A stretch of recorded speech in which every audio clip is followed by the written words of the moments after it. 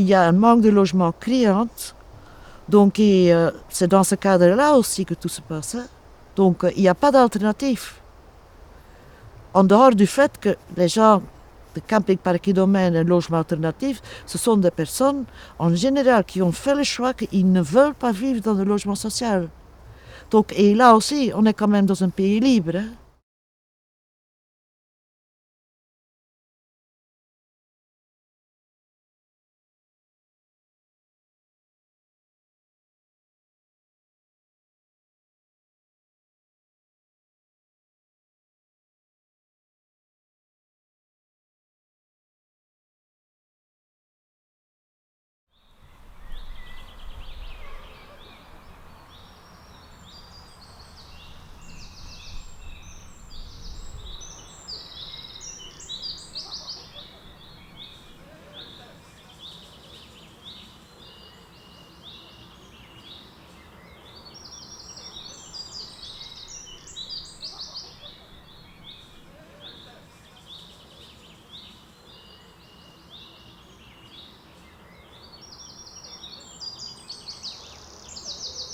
C'est un choix simple, j'avais envie de vivre l'habitat léger avec d'autres et en communauté. La beauté de l'habitat léger, c'est sa perméabilité. C'est-à-dire que je suis très proche de l'environnement au niveau sonore, de l'environnement au niveau température. Donc quelque part, je suis connectée directement à mon jardin. Je suis connectée au climat le matin, le soir. J'ai un entretien à la limite de la structure de ces matériaux, du bois, et c'est tout. Donc le léger est beaucoup plus léger au quotidien, heureux au quotidien pour moi qu'un bâtiment de grande taille.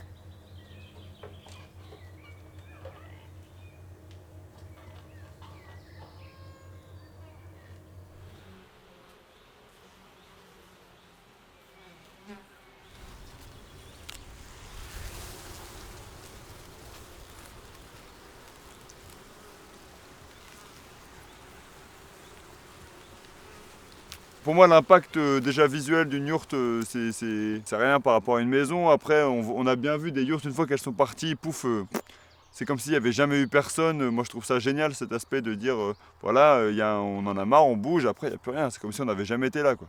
Aussi, au niveau de l'ancrage personnel, etc., le fait de ne pas peut-être habiter dans une maison en dur ou un truc comme ça, c'est... Quelque part, tu te dis aussi... C'est jamais vraiment posé, quoi. Mais ça correspond pas tellement au schéma d'engagement classique qu'on voit dans les vies de tous mes autres potes, par exemple. Où voilà, tu vois, ils se marient, ils achètent une case, tu vois, ils sont bloqués sur 20 ans, quoi.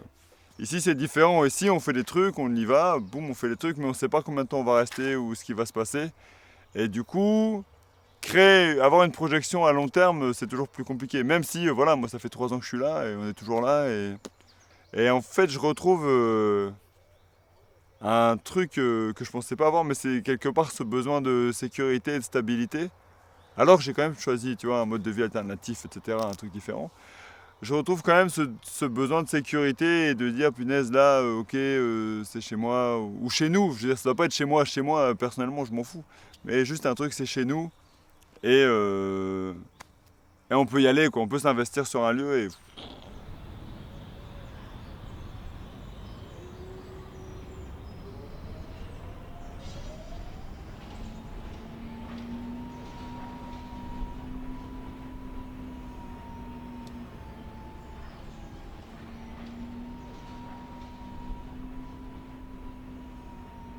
Nous, on ne rapporte pas d'argent à la ville, enfin pas encore, du fait qu'on attend pour louer les terrains qu'on soit reconnu comme habitat. Hein, parce qu'ils ne peuvent pas louer des terrains à des gens pour habiter si ce qu'ils habitent n'est pas habitat.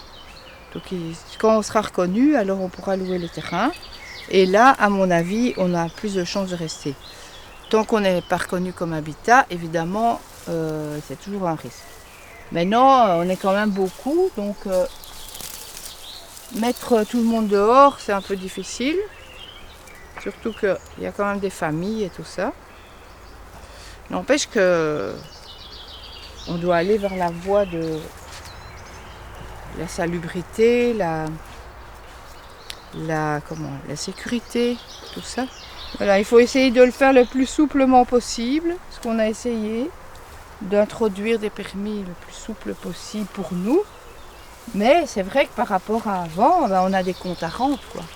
Et après, il y aura à payer le terrain, et ça c'est encore une autre contrainte, parce que pour l'instant on ne paye pas le terrain, on paye nos habitats, tout ça, puisque ça c'est normal, nos charges et tout, mais on ne paye pas le terrain. Donc après on devra payer le terrain, mais en même temps, c'est ça où on se fait bouffer par les promoteurs. Donc ça c'est le monde d'aujourd'hui, quoi. On n'est pas dans un endroit perdu, dans le fin fond du désert ou de la campagne, hein. On est dans le cœur du Brabant wallon, dans une ville neuve. Tout le monde a les yeux dessus, c'est normal. On est dans le collimateur, hein, ça c'est sûr. Donc voilà. En gros, on a de la chance d'habiter ici.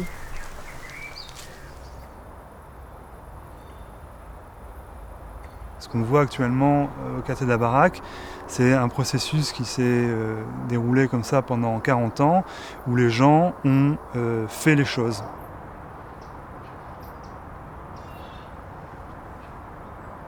De ce processus qui, à la base, était un processus très marginal, quelques personnes expérimentées dans un coin, on les laissait faire, on n'y prêtait pas tellement attention, devient maintenant un processus qui intéresse beaucoup de monde parce qu'il permet de répondre à la crise immobilière, on va dire.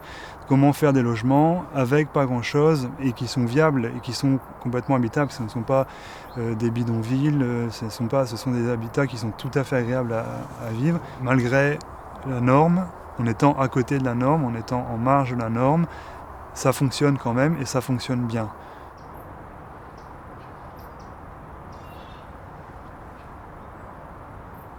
C'est encore actuellement très sous-jacent, mais un processus de normalisation est en train de se mettre en place. Et je pense que les autorités régionales ne pourront pas, ad vitam aeternam, empêcher ce genre d'initiative.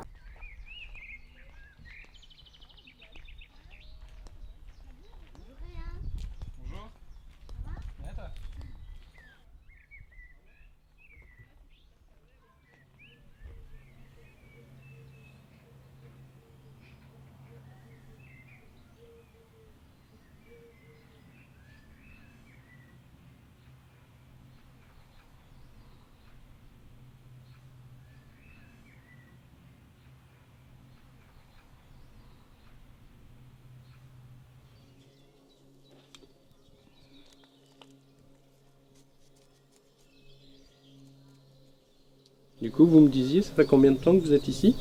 Depuis 1970. Mais d'abord, on est venu comme en caravane. On passait les week-ends ici. Et puis, on a envisagé d'acheter. Et voilà. Et mon mari a construit tout le chalet lui-même, du sol au plafond, quoi. Pour moi, le jour où je dois partir d'ici, on va me mettre dans une maison de retraite. On me donnera jamais un appartement. J'ai 75 ans, donc ce sera pour les jeunes. Alors j'espère de tout mon cœur que ça s'arrangera. De toute façon, ils ne savent pas nous loger. Hein. Il y a 45 000 demandes, donc où est-ce qu'on nous mettrait? Chaque fois que quelqu'un part, c'est tout de suite acheté par quelqu'un d'autre. Donc, malgré qu'ils vont à la commune se renseigner, tout le monde rachète quand même. Donc, c'est bien la preuve que c'est un besoin.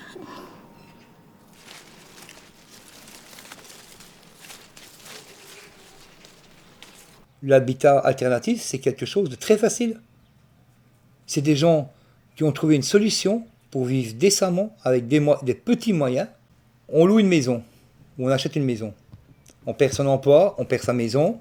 Donc on a deux solutions. Ou on va au niveau logement social dans les communes, ou dans les associations de communes, ou alors on dort sous un pont. Donc quand on dit logement alternatif, je suis d'accord. Parce que l'alternative entre l'expulsion et la liste d'attente et vivre sous les ponts, il y a le logement alternatif. Et le logement alternatif, c'est nous. Qu'on habite dans un chalet, qu'on habite dans une caravane, dans une yourte, ou même dans une cabane, on s'en fout, c'est un toit. Le problème, c'est pas de savoir comment on sait, est-ce que c'est esthétique ou quoi que ce soit. Du moment qu'à l'intérieur, les gens se sentent chez soi, et c'est ça, et le problème qui se passe, c'est ça, on sort du cadre.